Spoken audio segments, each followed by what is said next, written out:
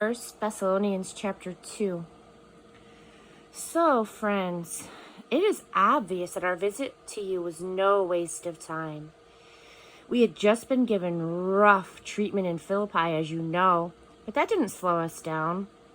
We were sure of ourselves in God, and we went right ahead and we said our piece, presenting God's message to you, defiant of the opposition.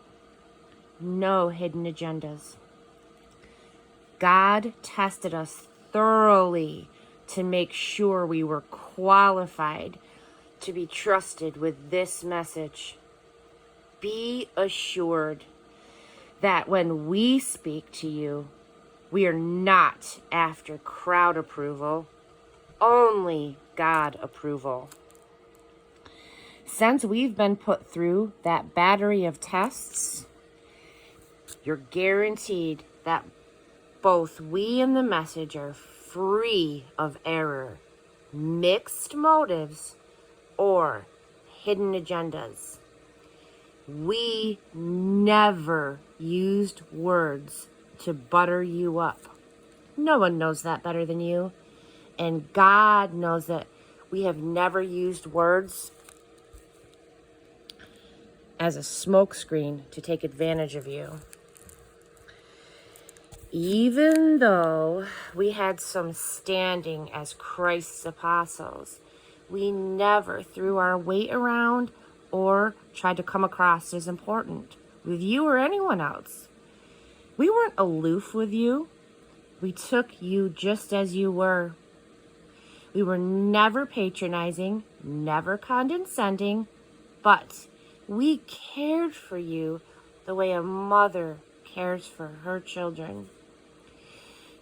We loved you dearly, not content to just pass on the message.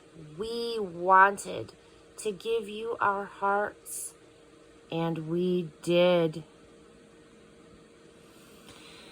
You remember us in those days, friends, working our fingers to the bone up half the night, moonlighting so that you wouldn't have the burden of supporting us while we proclaimed God's message to you.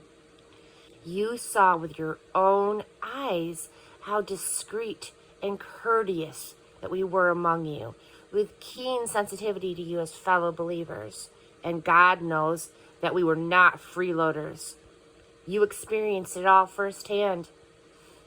With each of you, we were like a father with his child, holding your hand, whispering encouragement, showing you step by step how to live well before God, who called us into his own kingdom, into this delightful life. And now, we look back on all this and we thank God, an artisan well of thanks. When you got the message of God that we preached, you didn't pass it off as just one more human opinion, but you took it to heart as God's true word to you, which it is.